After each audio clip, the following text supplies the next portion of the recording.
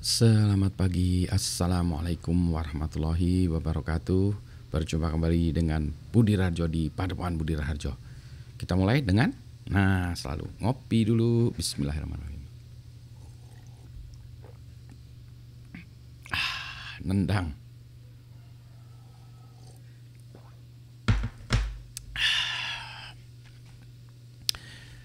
Saya ingin bahas topik ini, aplikasi yang memotong mata rantai atau mata rantai bisnis ya, supply chain. Biasanya tuh memotong makelar, middleman dan seterusnya gitu ya. Ada banyak ide, tetapi entah kenapa ada juga yang bukan ada juga, sebagian besar malah nggak jalan.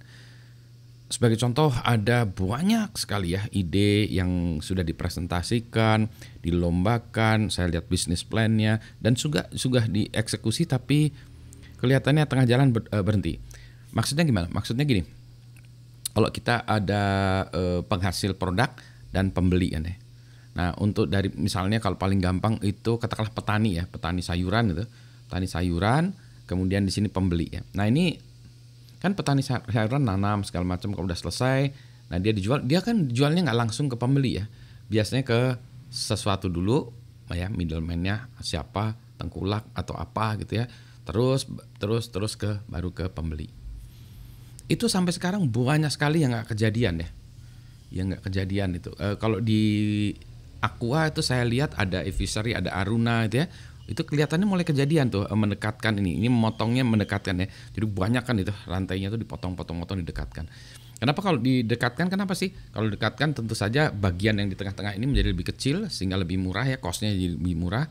Dua, juga kecepatannya lebih cepat ya, proses delivery-nya dari satu titik. Tapi ada juga banyak bukan ada juga banyak yang gagal ya. Waktu sekarang ini saya masih belum melihat yang memotong jarak mata rantai antara orang yang mau naik bis dan bis, PO-nya bisnya. Ini juga itu belum kejadian. Udah banyak orang yang buat ini. Kenapa?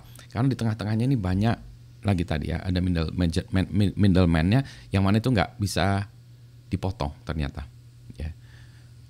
Maka kalau kita buat sistem, apakah perlu kita buat sistem dipotong atau sebetulnya yang midman-nya tadi ya, orang tengah-tengahnya itu dimasukkan dalam bisnis proses, dimasukkan menjadi bagian dari si aplikasinya itu. Ada lagi apa contoh? Contoh kalau sekarang kita booking tuh makin dekat gitu ya. Jual barang e-commerce juga gitu, makin dekat ya. Makanya ada e-commerce kayak the likes of Tokopedia, Shopee, Bukalapak itu kan mendekatkan itu juga. Tapi mereka masih jadi middle manajernya sekarang macam. Distribusi beras, distribusi minyak goreng. Dan pokoknya dari sini ya produser dan customernya ini terlalu banyak gitu. Nah, saya nggak tahu pendapat Anda gimana gitu. Teorinya kan tinggal dipotong ya, teorinya kan bisa pakai aplikasi gitu. In reality tidak gitu ya. Jadi itu masih susah gitu. Misalnya tadi kopi ada pengepulnya segala macam baru sampai ke kita gitu ya. Bisa nggak dari petani kopi ke kita? Kemungkinan enggak juga ya, karena dari kopi itu nanti harus diproses dulu ya, ada pemrosesnya. Oke lah kalau pemrosesnya di dalam itu memang menjadi bagian dari pemrosesan produknya ini, oke lah, itu memang tetap akan ada. Nggak ada ya, kita dari biji kopi langsung ke kita proses sebagai pengguna, itu terlalu repot bagi kita ya. Maka kita meminta di tengah-tengah ini melakukan proses-proses yang menambahkan value ke kita. Roastingnya tadi ambil dulu ya di ini roasting, kemudian nanti bukan hanya di roasting, di green digiling, kemudian kalau perlu sampai baristanya kan ya sampai itunya jadi kopinya kita yang menikmati kopinya. Jadi banyak gitu.